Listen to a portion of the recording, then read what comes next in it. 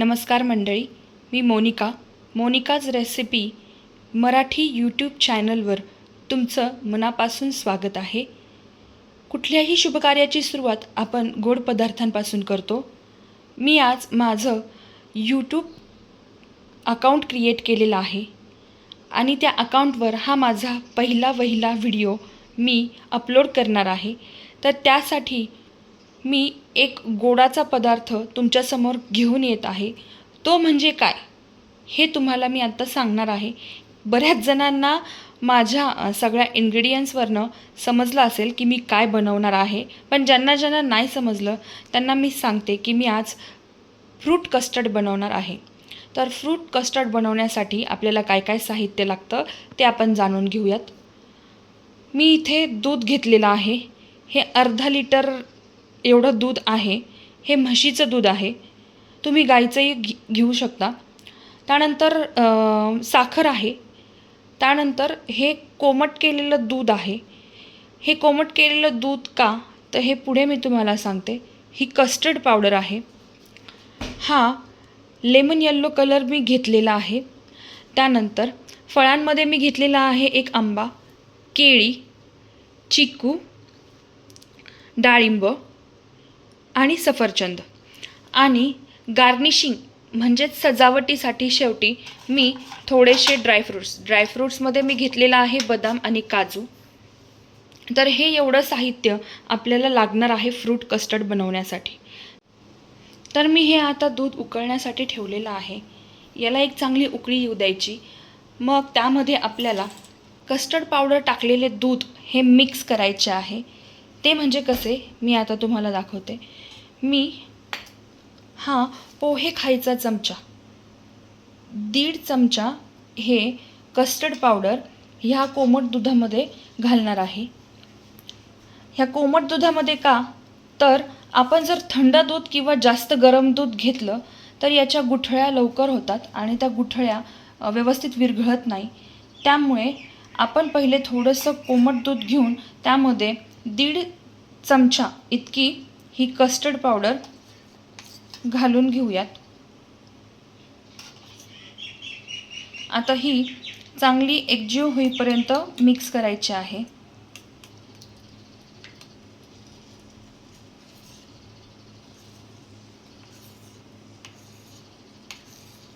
की जेणेकरून त्याच्यामध्ये कुठल्याही प्रकारच्या गुठळ्या ह्या राहणार नाही आहेत.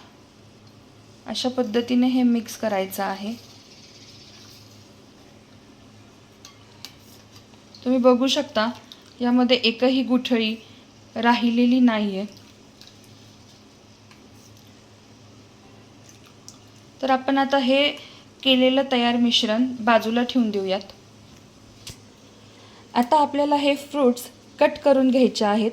चला तर मग फ्रूट्स कट करून घेऊयात.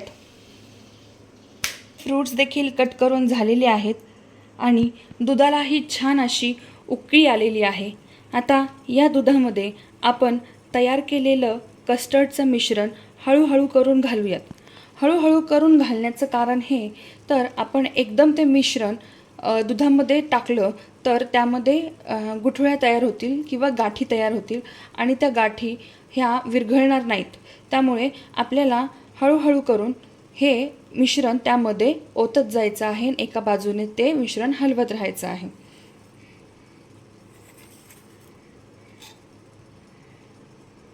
हे मी हळूहळू करून थोडं थोडं ओतलंय. आता हे मिश्रण आपण हलवून घेऊयात.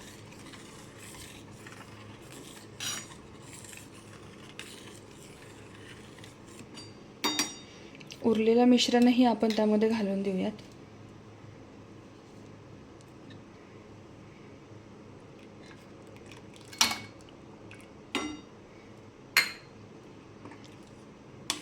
हे उरलेलं मिश्रणही मी त्यामध्ये टाकलेलं आहे.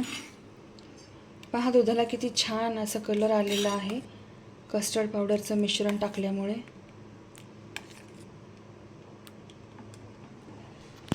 मस्त असा कलर आलेला आहे, तुम्ही पाहू शकता.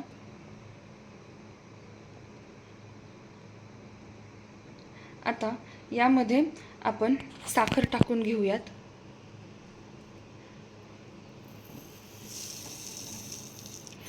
साखर ही खूप जास्त घ्यायची नाही आहे, कारण फळांना त्याचा गोडवा असतो, त्यामुळे साखर जास्त टाकायची गरज पडणार नाही आहे.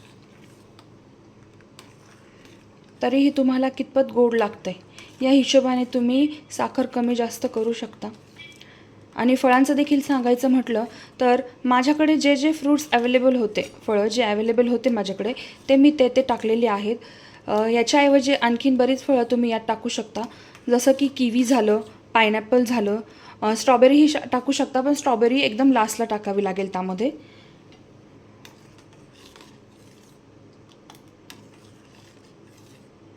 तर आता हे चांगलं असं उकळू द्यायचं आहे, त्याला घट्टपणा येऊ द्यायचा आहे.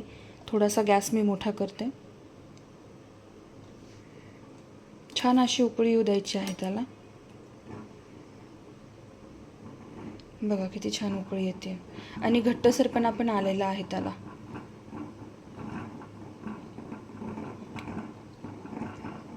तर आपण हे दूध उकळी येते तोपर्यंत आपण हा जो कलर काढलेला आहे मी, फूड कलर, तो थोड्याशा दुधामध्ये मिक्स करून घेऊयात.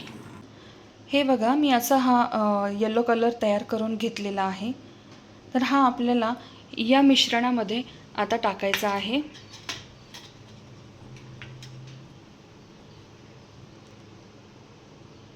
टाकणं असं कंपल्सरीच आहे असं काही नाही आहे. कुणाला जर फूड कलर आवडत नसेल तर ही स्टेप तुम्ही स्किप करू शकता ना, पण ह्याने छान असा कलर येतो म्हणून मी कलर ॲड केलेला आहे.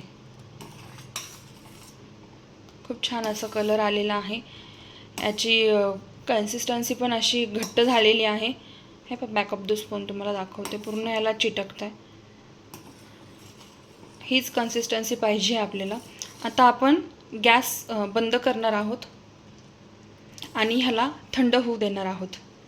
थंड झाल्यानंतर यामध्ये नंतर काय प्रोसेस करायची आहे मी तुम्हाला ते सांगणार आहे. ओके, तर आपलं दूधही थंड झालेलं आहे. मी हे फ्रीजमध्ये ठेवलं होतं फॅन खाली थोडा वेळ ठेवून. त्यानंतर रूम टेम्परेचरला आल्यानंतर मी हे फ्रीजमध्ये ठेवलं होतं आणि त्यानंतर आता हे मी बाहेर काढलेलं आहे. आता तुम्हाला याचा घट्टपणा दाखवते की याला किती घट्टपणा आलेला आहे. तुम्ही पाहू शकता किती छान असा घट्टपणा आलेला आहे. खूप छान असं आपलं हे कस्टर्डवालं दूध बनून तयार झालेलं आहे. आणि आता आपल्याला यात एक एक फळ मिक्स करायचे आहेत. ॲपल टाकूयात.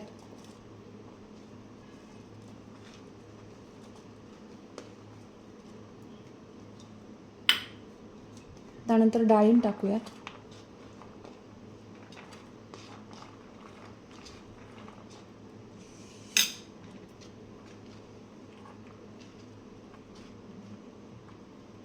त्यानंतर मँगो टाकूयात आपण.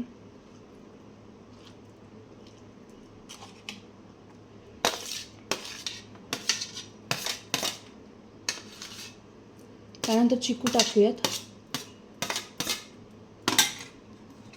आणि मग केळी टाकूयात. आता हे सगळं एकजीव करून घ्यायचं आहे.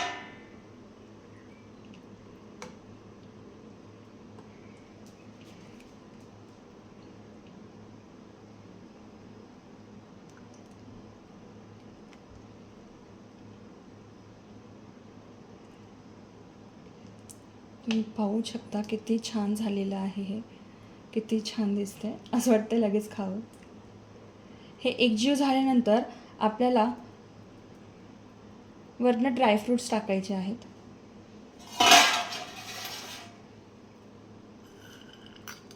हे मी थोडेसे ड्रायफ्रूट्स घेऊन असे वरनं टाकणार आहे.